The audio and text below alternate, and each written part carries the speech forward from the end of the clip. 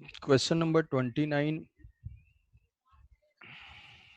ये है impulse. Impulse का इक्वेशन लास्ट क्लास में लिखा था कि J is equal to delta P where J is the impulse, J is equal to delta P and this delta P is equal to integration of FTT, जो कि area under FT graph होगा, area under force time graph.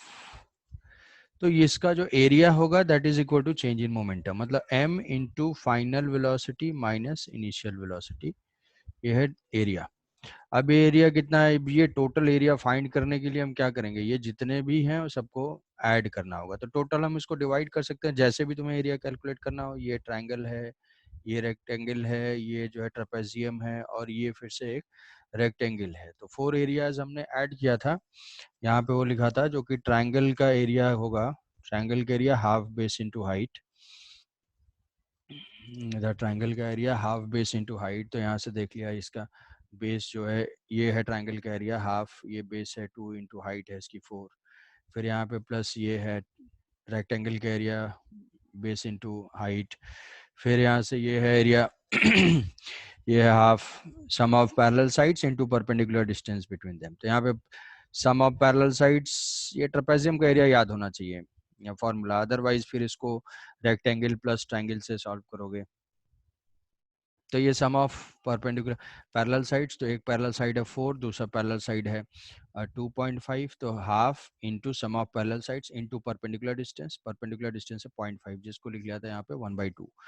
और फिर इस rectangle का area, इस rectangle का area ये है 2 यूनिट और ऊपर है 2.5 यूनिट, तो 2 इंटू 2.5। रेस्ट जो है हमने इसको केवल सिंप्लीफाई कर दिया था कि इसकी वैल्यू 4 है, इसकी वैल्यू जो है 8 आ रही है, ये वैल्यूज जो है 5 हैं।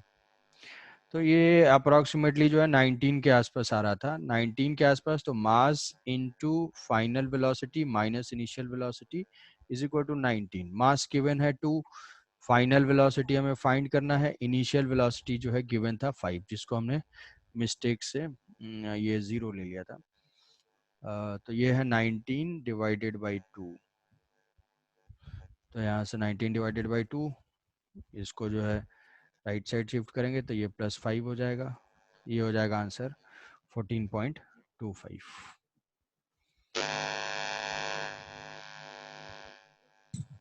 और कोई थैंक यू सर। और कोई डाउट? कितने लोगों ने अटेम्प्ट किया है इसको?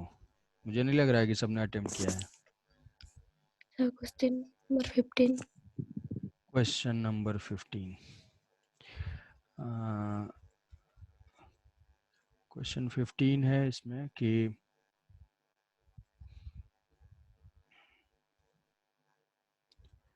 इफ मैन, हाँ, a cart of mass m is tied by the one end of the massless rope of 10 meter, the other end of the rope is in the hand of a man of mass capital, the entire system is a smooth horizontal surface, the man is at x equal to 0 and the cart is equal to 10 meter, the man pulls the cart by the rope, the man and the cart will meet। अब यहाँ पे देखो ये question जो है हम directly नहीं बोल सकते कि लॉज ऑफ मोशन, थोड़ा सा कि ये कार्ट है और ये जो है इस रोप को जो है रोप से ये कोई मैन इसको पुल कर रहा है, यहाँ पे मान लो ये मैन पुल कर रहा है इसको, दोनों का मास सेम है m। अब ये भी मेंशन्ड है कि मासलेस रोप है, other end of the rope the entire system smooth horizontal surface, में कोई भी फ्रिक्शनल फोर्स नहीं है, फ्रिक्शनल फोर्स है 0। तो ऐसे केस में अब इसको पुल कर रहा है, तो इस पूरे सिस्टम को हम लेंगे तो इस सिस्टम के ऊपर एक्सटर्नल फोर्स क्या हो जाएगा, पूरे सिस्टम के ऊपर एक्सटर्नल फोर्स हो जाएगा 0। एक्सटर्नल फोर्स 0 होगा तो इसका जो है थोड़ा सा नॉलेज ये है कि सेंटर ऑफ मास में कोई भी चेंज नहीं होगा। तो अब ये दोनों मूव करेंगे किसके वजह से, एक्सटर्नल इंटरनल फोर्स की वजह से। यहाँ पे भी कुछ टेंशन ऐड करा होगा, यहाँ पे भी कुछ टेंशन ऐड करा होगा, तो ये टेंशन की वजह से दोनों ही स्लिप करेंगे। दोनों स्लिप करने से कहाँ पे मीट करेंगे, सेंटर ऑफ मास पे। तो थोड़ा सा इसमें ये रिक्वायर्ड होगा कि सेंटर ऑफ मास पे दोनों मीट करेंगे, क्योंकि क्यों मीट करेंगे, क्योंकि एक्सटर्नल फोर्स 0 है, सेंटर ऑफ मास रेस्ट में रहेगा। कि ये अब इसका सेंटर ऑफ मास फाइंड करेंगे, या दोनों मास सेम है तो सेंटर ऑफ मास जो है एग्जैक्टली मिडिल में होगा, तो ये हो जाएगा आंसर इसका x is equal to 5 metre पे। ठीक है, ठीक है। क्वेश्चन नंबर 2 क्वेश्चन टू है a person sitting in an open car with constant velocity throws a ball vertically up in the air, the ball falls. देखो यहाँ पे अब ये जो है इनर्शिया का क्वेश्चन है। इनर्शिया में तुम्हें एक चीज याद रखनी है, जैसे मान लो ये ओपन कार्ट है और यहाँ पे ये पर्सन है और ये किसी पार्टिकल को अपवर्ड डायरेक्शन में ये करता है, ठीक है। तो अगर ये कार्ट कांस्टेंट वेलोसिटी से जा रहा है तो कभी भी कोई पार्टिकल अगर मूविंग फ्रेम से डिटैच होता है, कोई भी पार्टिकल अगर मूविंग फ्रेम से डिटैच होता है तो उसको उसकी वेलोसिटी ट्रांसफर हो जाती है। तो ये जो पार्टिकल है ये दिया हुआ है कि this person is moving with constant velocity, तो कांस्टेंट वेलोसिटी से जब ये डिटैच होगा तो इस पार्टिकल को इसकी वेलोसिटी ट्रांसफर हो जाएगी, तो ये वेलोसिटी हो जाएगी। तो बाद में सिचुएशन क्या होगी कि ये पार्टिकल है, इस पार्टिकल की वेलोसिटी ये है और इस कार्ड की वेलोसिटी है, कार्ड को भी सेम वेलोसिटी, तो ये दोनों की रिलेटिव वेलोसिटी क्या हो जाएगी, रिलेटिव वेलोसिटी 0 होगी। तो ऑलवेज ऑलवेज ये क्या होगा, ऑलवेज अगर रिलेटिव वेलोसिटी 0 होगी तो ये जितना ये अपवर्ड डायरेक्शन में जाएगा, ग्राउंड से हमें कैसा ऑब्जर्व होगा, ग्राउंड से ये प्रोजेक्टाइल टाइप का जाएगा, लेकिन दोनों की वेलोसिटी सेम है तो जितने टाइम में ये यहाँ पहुंचेगा ये पर्सन भी उतने ही टाइम में ये पर्सन वहां पे पहुंच जाएगा। ऐसे बात समझ में आ रही है। तो ये जो है आउटसाइड द कार नहीं, in the car ahead of the person, in the car side of the person, exactly in the hand which is through up, ये होगा। क्यों? क्योंकि दोनों जो है कांस्टेंट वेलोसिटी से दोनों मूव कर रहे हैं। और कोई क्वेश्चन? देखो अटेम्प्ट क्वेश्चन जो असाइनमेंट है, ये असाइनमेंट ही सफिशिएंट है सॉल्व करने के लिए, मतलब तुम्हारे लिए जो क्वेश्चंस हैं वो असाइनमेंट सफिशिएंट है कि तुम उतने टाइम में जो है सॉल्व करो, इतना ही तुम सॉल्व कर लोगे तो मोर देन से। हाँ बताओ। Sir question number 3, question number 3, which of the following statement is not true, which one of the following statement is not true? The same force for the same time, same force for the same time causes the same change in momentum for different bodies, तो same change in momentum, ठीक है, which is not true, तो ये तो true है कि same force होगा same time होगा तो FDT same होगा, तो ये तो rate of change of, ये तो true है, rate of change of momentum of body is directly proportional to the applied force and takes place in the direction which force acts, तो ये भी ठीक लग रहा है। A greater opposing force is needed to stop a heavy body than a light body in the same time if they are moving with the same speed, तो ये क्या है, ये गलत है, क्योंकि अगर ग्रेटर यहाँ पे सेम स्पीड से, अच्छा नहीं, सेम स्पीड से मूव कर रहे हैं, हाँ ठीक है, अगर स्पीड सेम है, हैवी बॉडी है, तो मास इनटू वेलोसिटी, इसका मोमेंटम ज्यादा होगा, और जो लाइट बॉडी है उसका मास कम है तो उसका मोमेंटम कम होगा। तो इसके लिए हमें अगर ग्रेटर फोर्स किस में रिक्वायर्ड होगा, जिसमें मोमेंटम ज्यादा होगा, अगर टाइम सेम है तो फोर्स का मैग्नीट्यूड ज्यादा होगा, तो इसमें आंसर कौन सा, ये भी करेक्ट हो जाएगा। The greater the change in momentum in the given time the lesser is the force that needs to be applied, ये गलत है। अगर ग्रेटर चेंज इन मोमेंटम चाहिए तो हमें क्या करना होगा, ग्रेटर फोर्स अप्लाई करना होगा, कौन सा, इम्पल्स मोमेंटम थ्योरम से, एफडीटी का इंटीग्रेशन। समझ में, नॉट ट्रू, इनकरेक्ट स्टेटमेंट हमें आइडेंटिफाई करना है, तो ये तीनों करेक्ट है, ये करेक्ट नहीं है, ठीक है। ठीक है चलो अब थोड़ा इसमें आगे, आज 31, अच्छा 31 है, in the above fixed P1 is fixed and the pulley P2 is movable in the W1 and W2. If W1 W2 100 Newton, what is the angle? अब ये एंगल जो है ये इक्विलिब्रियम से फाइंड करना है। ये P1 एंड P2 है, ये है 100 न्यूटन, और figure fixed and the pulley P2 is movable, P2 जो है वो मूवेबल है, ये मूव कर सकता है। If W1 what is the angle, pulleys are frictionless, तो ये 100 है, तो अगर ये इक्विलिब्रियम में है हमें क्या फाइंड करना है, एंगल बिटवीन, ये एंगल फाइंड करना है, तो हम ऐसे ले लेते हैं कि ये भी 100 है, ये भी 100 है, ठीक है, ये भी 100 है, ये भी 100 है, और इसका वेट भी क्या है, ये भी 100 है, 100 है। अब इसमें से देखो एक पॉइंट तुमको वेक्टर में अगर क्वेश्चन सॉल्व किया होगा तो भी उसको यूज किया होगा कि जैसे दो वेक्टर का रिजल्टेंट, जैसे ये मान लो दो वेक्टर हैं, इन दोनों वेक्टर का रिजल्टेंट सेम होता है अगर इनके बीच का एंगल कितना हो, 120 डिग्री। कैसे कि अगर वेक्टर का फॉर्मूला याद करोगे, c square is equal to a square plus b square plus 2ab cos theta. तो ये जो है 2ab कॉस थीटा पुट कर देंगे यहाँ पे, तो ये कितना हो जाएगा, अगर 120 डिग्री पुट करेंगे, दोनों का मैग्नीट्यूड सेम है, a square plus 2a square cos 120 degree हो जाएगा -1/2 और वो कैंसिल आउट हो जाएगा। तो अगर ये पॉइंट तुम्हें याद रहेगा तो ये आंसर तुरंत पढ़ने के साथ ही बता दोगे तुरंत कि अगर 120 डिग्री एंगल होगा, 120 डिग्री एंगल होगा तो ये जो है, जो सी की वैल्यू है रिजल्टेंट ए आएगा। तो सीधे सीधे क्या है ये 100 का रिजल्टेंट हमें 100 चाहिए, 100 का रिजल्टेंट 100 चाहिए, तो कितना हो जाएगा एंगल, एंगल हो जाएगा 20 120 120।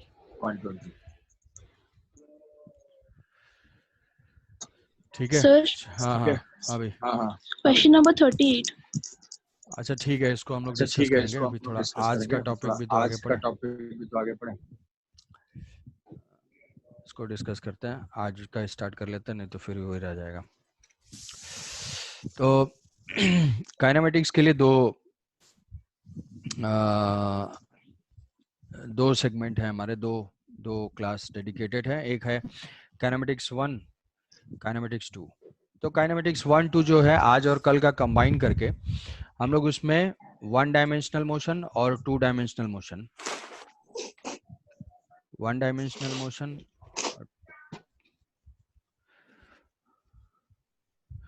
1 डायमेंशनल मोशन और 2 डायमेंशनल मोशन, ये दोनों चीज डिस्कस करेंगे। तो इसमें फिर से मैं ये एज्यूम कर रहा हूँ कि वेक्टर जो है वो वेक्टर थोड़ा सा रिवाइज किए होगे, अगर नहीं रिवाइज किए हो तो एक बार फिर से रिवाइज कर लोगे। वेक्टर है, वेक्टर का मान लो रिजोल्यूशन करना है हमें, तो ये कोई वेक्टर है, ये एंगल गिवन है थीटा, तो ये मान लो ए है, तो ये कंपोनेंट क्या हो जाएगा, ए कॉस थीटा, जिस लाइन के साथ एंगल होगा वो कंपोनेंट कॉस हो जाएगा, ये हो जाएगा ए साइन थीटा। तो रिजोल्यूशन है, पैरेललोग्राम लॉ है, तो वेक्टर का थोड़ा सा रिवीजन, फॉर्मूले का रिवीजन जरूरी है।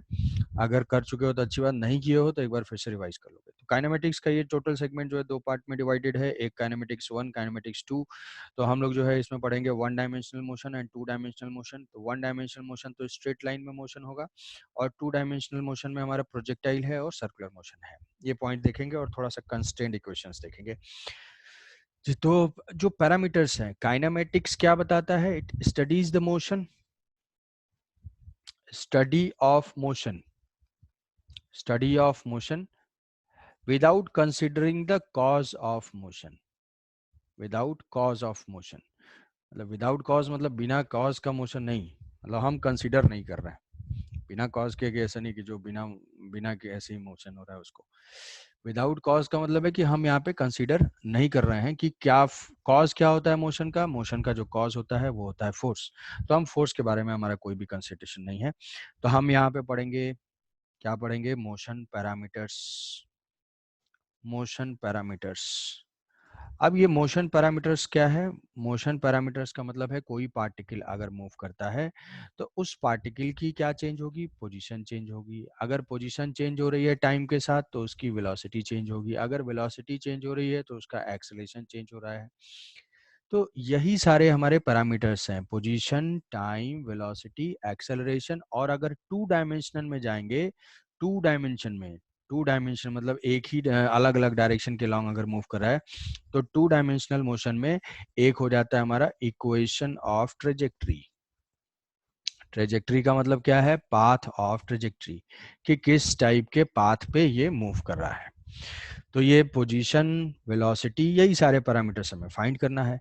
अब इनको फाइंड करने के हमारे पास दो तरीके हैं, एक जैसे जनरली जो हम फाइंड करते हैं कि एक हम फाइंड करते हैं instantaneous quantity, instantaneous quantity, instantaneous quantity का मतलब क्या है, डिफरेंट डिफरेंट मोमेंट पे, किसी गिवन इंस्टेंट पे। जैसे मान लो कोई पार्टिकल मूव कर रहा है तो 1 सेकंड पे क्या वेलोसिटी, 2 सेकंड पे क्या वेलोसिटी, 4 सेकंड पे क्या वेलोसिटी। और दूसरा हम कैलकुलेशन करते हैं एवरेज वेलोसिटी का, एवरेज क्वांटिटीज, एवरेज वेलोसिटी भी हो सकता है, एवरेज स्पीड भी हो सकता है, एवरेज एक्सेलेरेशन भी हो सकता है, इंस्टेंटेनियस वेलोसिटी हो सकती है, इंस्टेंटेनियस एक्सेलेरेशन होता है, सारा कुछ। तो एवरेज में एक large time interval, large time interval.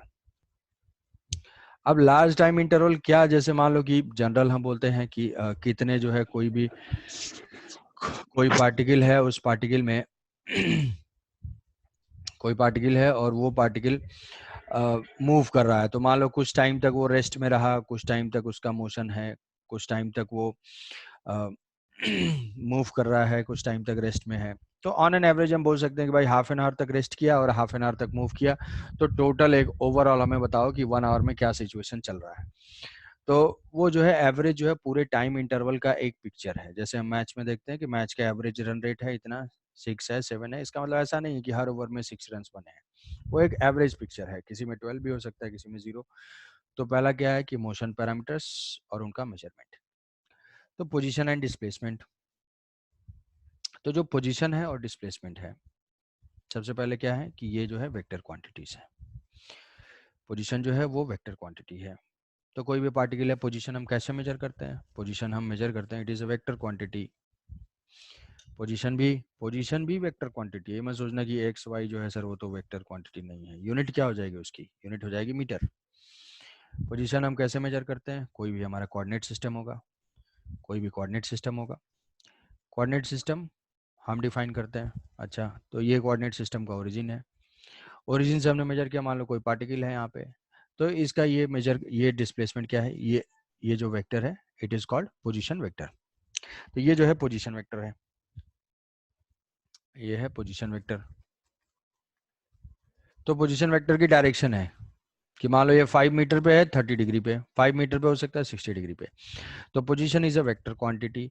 अब अगर ये पोजीशन चेंज करता है, यहाँ से यहाँ पोजीशन चेंज करता है, तो ये जो इसके डिस्प्लेसमेंट को बता रहा है, ये जो डिस्प्लेसमेंट को बता रहा है वो हो जाता है हमारा डिस्प्लेसमेंट वेक्टर। डिस्प्लेसमेंट वेक्टर अगर फाइंड करेंगे तो ट्रायंगल लॉ से हम ऐसे अप्लाई कर सकते हैं, ये है position vector of R P, ये है position vector of R Q, ये हमारा डिस्प्लेसमेंट वेक्टर है। तो डिस्प्लेसमेंट वेक्टर हम इसको बोल सकते हैं आर डैश। तो ट्रायंगल लॉ अगर याद होगा तो ऐसा लिखा था, R P plus R dash is equal to R Q. यहाँ से जो डिस्प्लेसमेंट वेक्टर है that is equal to R Q minus R P. R Q minus R P is what, it is the position vector of head, किसी भी vector का head का, और ये क्या है पोजीशन वेक्टर ऑफ टेल। तो ऐसे हम फाइंड करते हैं पोजीशन वेक्टर और डिस्प्लेसमेंट वेक्टर। अब वेक्टर्स का डिफरेंस ले लेंगे। अब मान लो ये यहाँ से यहाँ तक स्ट्रेट लाइन में नहीं मूव किया है, तो ये जो है किसी भी पाथ के लॉन्ग मूव किया है। तो डिस्प्लेसमेंट हम डिफाइन करते हैं, displacement is the shortest path, displacement is the shortest path from initial to final position. यहाँ पे ये लिखा हुआ है, इट इज डायरेक्टेड फ्रॉम, जो डिस्प्लेसमेंट है, displacement is the shortest path, it is directed along the initial to final position, और it is the minimum possible distance between the initial and final position. It is a vector quantity. ये यहाँ से वही चीज है जो समझाया वो वही लिखा हुआ है। डिस्टेंस क्या है, distance is the length of path travelled. कि जैसे मान लो ये ए पॉइंट है और ये बी पॉइंट है, तो यहाँ से यहाँ पहुँचने के बहुत सारे रास्ते हैं, जो सबसे शॉर्टेस्ट पाथ है, सबसे छोटा पाथ है, that is called the displacement. ये हो जाएगा डिस्प्लेसमेंट वेक्टर। बट ये डिफरेंट डिफरेंट पाथ के थ्रू जो जा रहा है, ये क्या हो जाएगा, ये हो जाएगा डिस्टेंस। तो हम यहाँ से एक क्वेश्चन लिख सकते हैं कि डिस्टेंस इज ग्रेटर देन और equal to, distance is greater than और इक्वल टू डिस्प्लेसमेंट। क्या डिस्प्लेसमेंट जीरो हो सकता है, हाँ डिस्प्लेसमेंट जीरो हो सकता है। क्या डिस्टेंस कभी जीरो हो सकता है, डिस्टेंस कभी जीरो हो सकता है, डिस्टेंस भी जीरो हो सकता है। तो डिस्टेंस जीरो हो सकता है, डिस्प्लेसमेंट जीरो हो सकता है। तो अगर डिस्प्लेसमेंट, क्या ऐसा हो सकता है कि displacement not equal to zero हो और डिस्टेंस जीरो हो? No sir. ऐसी सिचुएशन हमें मिल सकती है कि कि जो डिस्प्लेसमेंट नो है, sir. Displacement is equal to 0 हो और डिस्टेंस जो है वो नॉट इक्वल टू 0 हो। हो सकता है सर। ऐसा हो सकता है? Yes sir. ये सर हो Yes, sir. सकते हैं। हाँ, Yes, ये sir. तो हो सकता है। डिस्प्लेसमेंट 0 कब होगा? कोई पार्टिकल घूम के सेम पॉइंट पे आ जाए, डिस्प्लेसमेंट 0 होगा, डिस्टेंस नॉन 0। ऐसा मिल सकता है कि डिस्प्लेसमेंट 0 हो और डिस्टेंस भी 0 हो, ऐसा मिल सकता है? Yes, sir. Yes, sir. हाँ, बिल्कुल मिल सकता है। कब? जो रेस्ट में हो, रेस्ट में हो तो ये भी हो सकता है, ये भी हो सकता है। ऐसा हो कि डिस्टेंस 0 हो और डिस्प्लेसमेंट जो है वो नॉट इक्वल टू 0 हो, No, sir. Not possible. ऐसा हो सकता है कभी? कभी भी No, sir. ऐसा कभी नहीं होगा। डिस्प्लेसमेंट अगर नॉट इक्वल टू 0 है मतलब इनिशियल फाइनल पॉइंट सेम नहीं है, तो वो किसी न किसी पॉइंट के तो मूव किया ही किया है। अगर मूव किया है तो डिस्टेंस 0 नहीं हो सकता। ये चीज पॉसिबल है, ये चीज पॉसिबल है। तो इसमें क्वेश्चन क्या आएंगे? इसमें क्वेश्चन तुम्हारे बेसिक स्टेटमेंट टाइप के क्वेश्चन होंगे, स्टेटमेंट टाइप के क्वेश्चन। अब इन्हीं को अगर डिस्टेंस बाय टाइम करेंगे, डिस्प्लेसमेंट बाय टाइम करेंगे, तो हमारी जो है वो वेलोसिटी आ जाएगी और डिस्टेंस बाय टाइम जो है स्पीड आ जाएगी। तो एवरेज जो एवरेज वेलोसिटी है, तो it is the total distance by total displacement bye total time. Rate of change of displacement is called velocity. Rate of change of average and instantaneous velocity और हम इसमें बोल सकते हैं कि स्पीड भी हम ऐसी फाइंड करते हैं, एवरेज या इंस्टेंटेनियस स्पीड भी होगा। तो ये velocity is the ratio of the total displacement bye total time. कभी भी अगर हमें एवरेज फाइंड करना है, एवरेज वर्ड जैसे ही देखते हो, एवरेज अगर देखते हो तो हमेशा जो है एवरेज क्या होगा? Displacement divided by time. The instantaneous, what is the instantaneous? Differentiate कर देंगे, स्मॉल टाइम इंटरवल हो जाएगा, स्मॉल टाइम इंटरवल हो जाएगा। This is instantaneous velocity is equal to dx by dt और एवरेज। अब एवरेज और इंस्टेंटेनियस वेलोसिटी की डायरेक्शन, सपोज करो कि हम ऐसा बोल रहे हैं कि ऐसा कोई पॉइंट है, ऐसे कोई पॉइंट है, मान लो ये पार्टिकल यहां से स्टार्ट कर रहा है, तो यहां से किस पॉइंट पे एवरेज वेलोसिटी और इंस्टेंटेनियस वेलोसिटी की डायरेक्शन सेम होगी? Average velocity is parallel to instantaneous velocity. ये पार्टिकल ऐसे मूव कर रहा है, ऐसे ये पाथ है, तो इससे तुम्हारा ये कॉन्सेप्ट क्लियर होगा कि कितना एवरेज की डायरेक्शन क्या होती है और इंस्टेंटेनियस की डायरेक्शन क्या होती है।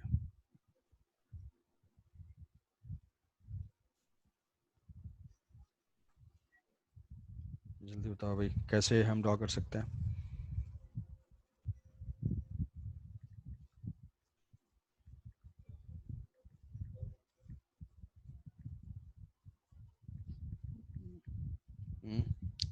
कोई आंसर? अच्छा, किसी एवरेज इंस्टेंटेनियस की डायरेक्शन बताओ।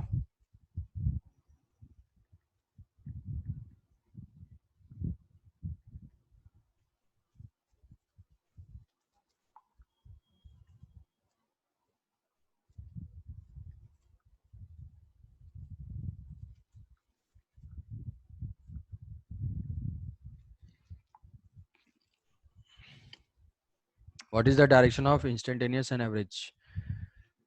तो कहीं पे भी देखो, इंस्टेंटेनियस जो है, अगर कोई भी पार्टिकल किसी पाथ पे मूव करता है, कोई पार्टिकल किसी पाथ पे मूव करता है, तो इंस्टेंटेनियस की डायरेक्शन हमेशा क्या होगी? उस पाथ के टेंजेंशियल डायरेक्शन में।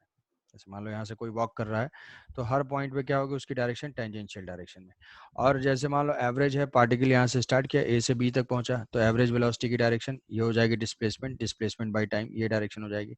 ये पार्टिकल यहाँ पहुंचेगा तो ये डायरेक्शन हो जाएगी, ये पार्टिकल अगर यहाँ पहुंचता है तो ये डायरेक्शन हो जाएगी। तो किस पॉइंट पे, जहां पे ये लाइन जो सीकेंट बोल सकते हैं, इसको कॉर्ड बोल सकते हैं, ये लाइन और ये जो है दोनों सेम हो, मतलब इसके टेंजेंशियल हो जाए, तो ये जो पॉइंट है, इस पॉइंट पे इंस्टेंटेनियस वेलोसिटी की डायरेक्शन भी सेम, और यहाँ से हम ज्वाइन करेंगे तो एवरेज वेलोसिटी की डायरेक्शन भी सेम। तो अगर हमें एवरेज वेलोसिटी की डायरेक्शन फाइंड करनी है, तो उससे हम कर सकते हैं कि ये देख लेंगे कि किस पॉइंट पे tangent instantaneous velocity is always parallel to the tangent, tangent के डायरेक्शन में, और एवरेज वेलोसिटी क्या होगी, वो होगी डायरेक्टेड हमें कॉर्ड के लॉन्ग या सीकेंड के लॉन्ग। तो ये था एवरेज वेलोसिटी। जैसे मान लो अब सिंपल एक क्वेश्चन जो कि बहुत ही पॉपुलर है, इसका आंसर जो है ऐसे सॉल्व किया होगा कि कोई दो पॉइंट हैं ए बी पॉइंट है, जिसको भी आंसर आएगा क्विकली बता देगा। यहाँ से ये मूव करता है, ये डिस्टेंस जो है हाफ डिस्टेंस जो है वो v1 से कवर करता है, remaining half distance is covered with speed v2। Find the average speed, find average speed.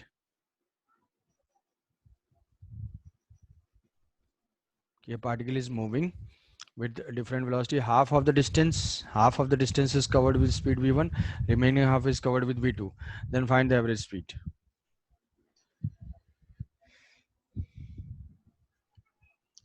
तो देखो एवरेज वेलोसिटी की जो डेफिनेशन है, what is the velocity of average velocity और एवरेज स्पीड।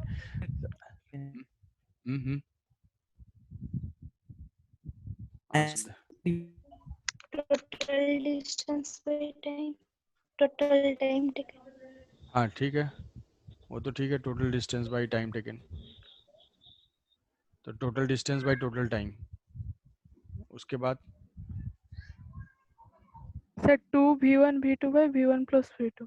हाँ, यहाँ पे देखो फॉर्मूला ये है सिंपल, जो फॉर्मूला हमें अप्लाई करना है वो फॉर्मूला यही है कि total distance by total time, कभी भी डेफिनेशन ही अप्लाई करना है। तो average speed equal to total distance by total time. अब डिस्टेंस कितना है, ये मान लिया कि यहाँ से यहाँ तक, यही फॉर्मूला अप्लाई करना है बस, और कुछ नहीं कि v1 प्लस v2 बाई 2, ये सब नहीं। यहाँ से ये d डिस्टेंस है, तो d डिस्टेंस टोटल डिस्टेंस कितना ट्रेवल कर रहा है, d डिस्टेंस ट्रेवल कर रहा है डिवाइडेड बाय टाइम कितना लगा, तो d बाई 2 जो है वो ट्रेवल कर रहा है किस स्पीड से, v1 से, रिमेनिंग d बाई 2 किससे ट्रेवल कर रहा है, v2 से। तो यहाँ से डी कैंसिल आउट हो जाएगा और ये हो जाएगा 2, d बाई 2 कॉमन लेंगे तो ये हो जाएगा 2 और 1 by v1 plus 1 by v2, तो ये हो जाएगा 2v1 v2 divided by v1 plus v2, ये होगा। ये फॉर्मूला हमें अप्लाई करना है एवरेज स्पीड के लिए। मान लो यही क्वेश्चन को ऐसे दे दिया जाए कि ए से बी ट्रैवल कर रहा है, अभी डिस्टेंस नहीं डिवाइड हो रहा है, बोल रहा है कि हाफ टाइम इंटरवल के लिए या ऐसा बोल सकते हैं कि 1/3 टाइम इंटरवल के लिए वो ट्रैवल कर रहा है v1 स्पीड से और रिमेनिंग 2/3 इंटरवल के लिए वो ट्रैवल कर रहा है v2 स्पीड से। Then what is the average speed. अब एवरेज स्पीड क्या होगी,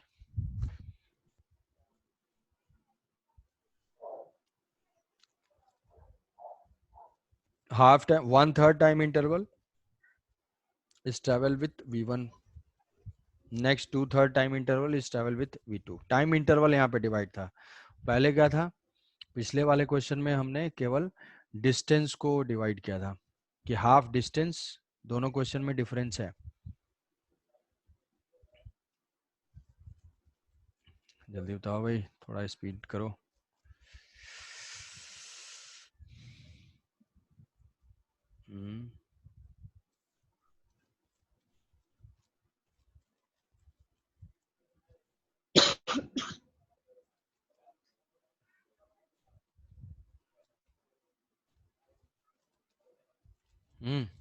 जल्दी करो,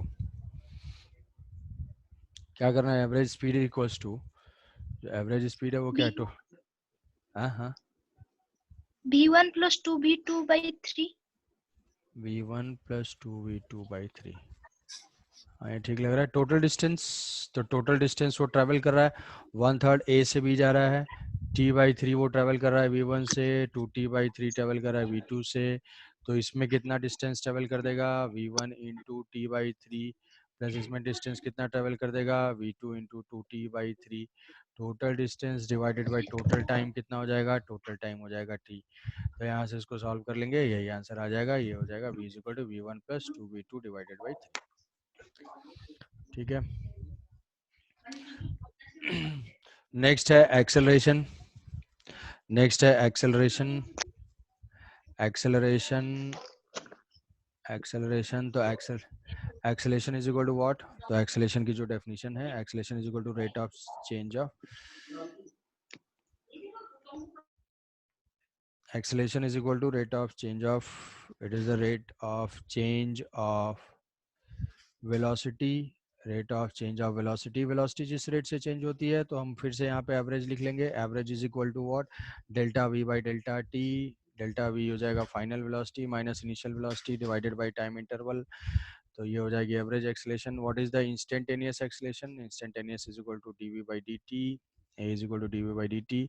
अब ये कैसे फाइंड करेंगे? जैसे देखो एवरेज वेलोसिटी के लिए यहाँ पे ये गिवन है, एक क्वेश्चन लिया हुआ है, एक एग्जांपल ऐसे समझ सकते हैं कि जैसे मान लो क्या यूनिफॉर्म सर्कुलर मोशन में एक्सेलेरेशन होता है? हाँ, यहाँ पे एक्सेलेरेशन होता है। क्यों होता है? क्योंकि वेलोसिटी वेक्टर की डायरेक्शन चेंज हो रही है। तो ये है, ये यहाँ से मूव कर रहा है, ये इनिशियल वेलोसिटी ऐसे है, हर पॉइंट पे वेलोसिटी की डायरेक्शन चेंज हो रही है, तो पार्टिकल क्या है? एक्सेलेरेटेड है। अब सपोज करो कि हमें एक्सेलेरेशन फाइंड करना है, तो हम क्या फाइंड कर लेंगे? या दिया हुआ है कि 2 सेकंड में कोई पार्टिकल यहाँ से यहाँ पहुँच जाता है। क्वेश्चन जो है यहाँ से गिवन है कि ये जो पार्टिकल है ये पार्टिकल ये सर्कुलर पाथ पे जा रहा है और 2 सेकंड में जो है यहाँ से यहाँ पहुँच जाता है। What is the average acceleration? तो एवरेज एक्सेलरेशन क्या कर लेंगे? Change in velocity, change in velocity, तो वेलोसिटी में कितना चेंज हुआ? फाइनल वेलोसिटी क्या है? फाइनल वेलोसिटी हम देखेंगे ये है -4i, इनिशियल वेलोसिटी क्या है? इनिशियल वेलोसिटी है 4j, what is the change in velocity? Final minus initial, तो -4i -4j divided by time interval is 2, तो ये हो जाएगा हमारा एवरेज एक्सेलरेशन। अब दूसरा ये क्या है? dv बाई डी टी क्या है? dv बाई डी टी ऐसे हो सकता है कि वेलोसिटी का जो है फंक्शन कोई दिया हुआ है 2t स्क्वायर प्लस टी, तो यहाँ पे हम डिफरेंशिएट करेंगे, तो dv by D T differentiation जानते हो, एस, तो ये हो जाएगा कांस्टेंट इंटू टी स्क्वायर, तो ये हो जाएगा 2 इंटू 2t प्लस 1, तो ये हो जाएगा 4t प्लस 1, ऐसे हम फाइंड कर लेंगे। तो ये तो बेसिक पैरामीटर के एप्लीकेशंस थे। ये 4 टाइप के क्वेश्चंस हमारे एवरेज से रिलेटेड आ सकते हैं एवरेज फाइंड करने के लिए। अब इसके बाद नेक्स्ट हम अगर यहाँ पे डिस्कस करते हैं यूनिफॉर्मली एक्सेलरेटेड मोशन,